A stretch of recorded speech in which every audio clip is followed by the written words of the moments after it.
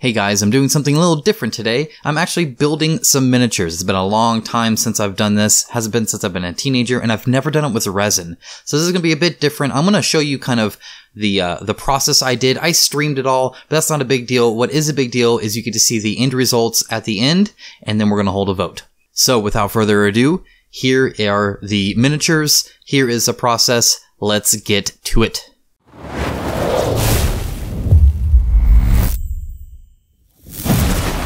Alright, so as I said, I was actually streaming this whole time over on Twitch. I'll link to it in the description below if you're at all interested. I've done a few different things. I've shown off, some of my early miniature painting stuff. I've talked about the channel name. I've done a whole lot of that kind of behind the scenes stuff. And this one I decided to go ahead and stream while I was just kind of building these. So this whole time I'm just kind of, talking to the viewers and, commenting on different things. And we talked about a wide range of things.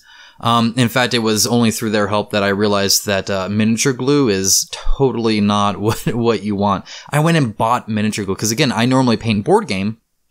Yeah, see right here, this miniature glue, not what you want for resin. So what miniature glue is, by the way, is it essentially is supposed to kind of melt the plastic and then dry it together. So essentially there is no seam, there are no joints. It's all one thing. You could drop it on the table and those aren't going to be the weak spots that it breaks at theoretically. Super glue, that's still kind of a weak spot and can break. I tried and it wasn't working. In fact, I tried for an hour. I'm going to skip a lot of that. This is, as you can tell, very heavily edited. I'm just showing you just kind of the pieces that I did here. In fact, you notice here, I've already gotten rid of the miniature glue. I'm now actually super gluing here. So no more, messing around here. See, there's the crazy glue. And it wasn't until, one of my patrons actually mentioned that, yeah, no, that won't work on resin. The plastic is too dense or too hard, so it doesn't really melt it enough to create any kind of bond.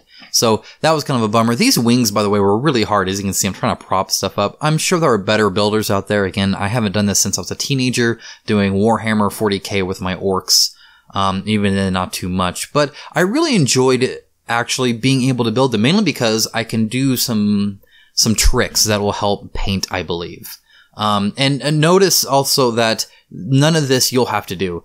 Really, what it is the Eternal War game from Limbo Miniatures. When that hits Kickstarter, it's going to be pre-assembled PVC plastic, the same that you get from CMON. In fact, it's from the same factory that's doing Hate and Rising Sun and all those board games you're used to and miniatures you're used to. This is me having to do this, so this is not something that you'll need or desire or care for if you decide to back the Kickstarter once that launches. By the way, that's supposed to launch hopefully end of July, sometime around there. I'll keep you guys updated if that changes, but that's kind of what they're hoping for at this point. So, be on the lookout for that. Obviously, I'll do a video on it, and I'll paint some of these guys and show you kind of what they look like, which is nice because that means as potential backers, as I don't want to say consumers per se, but if you're going to put money towards something, it helps to know kind of how the process ends up. This lady, by the way, was so hard. I'm going to skip the really bad part, but I try to prop all the pieces up and then put her in the middle. Does not work out. It just collapses everywhere. So I'm able to get her kind of propped up there, and I'm able to get a second one. I didn't even film that one. And then I'm just, finally getting that in. And these little tiny hands and feet, and it's just hard. In fact, that sword that I just put on has already fallen off once. But as you can see, I added some more glue, so put a little TLC in there. But they look great. So I'm now going to shift to kind of the end result, the final miniatures. This is what you're going to see. And here's kind of how this is going to work. So I want you guys to vote on what miniature you want me to paint first. This will be the miniature that you will see before the Kickstarter goes live. You'll be able to see kind of the quality of these miniatures, how they paint up, all that kind of stuff. So I want you to vote, but I'm going to try and reduce cheating. So I'm going to put the vote on my Patreon, where you actually you do have to have a Patreon account.